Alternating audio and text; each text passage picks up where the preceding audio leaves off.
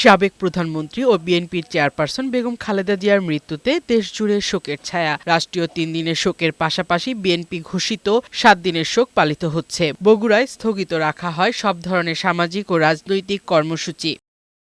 ফেনীর মসজিদে মসজিদে কোরআন তেলাওয়াত, দোয়া ও ধর্মীয় উপাসনালয়ে প্রার্থনা অনুষ্ঠিত হয়েছে।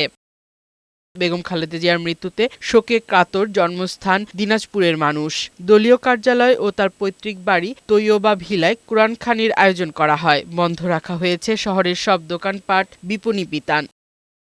চট্টগ্রামের শোক দিবস ও সাধারণ ছুটিতে নগরীর সরকারি বেসরকারি অফিস, শিক্ষা প্রতিষ্ঠান, বিপণী বিতান ও দোকানপাট বন্ধ রাখা হয়।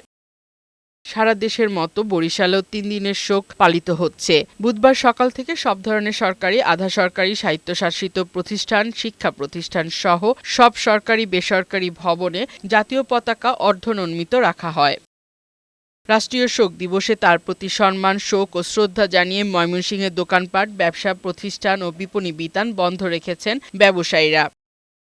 এছাড়া কক্সবাজার, পঞ্চগড়, জয়পুরহাট, নারায়ণগঞ্জ সহ দেশের বিভিন্ন স্থানে গণতন্ত্রের আপোসহীন নেত্রী ও সাবেক প্রধানমন্ত্রী বেগম খালেদা জিয়ার মৃত্যুতে রাষ্ট্রীয় শোক পালিত হচ্ছে।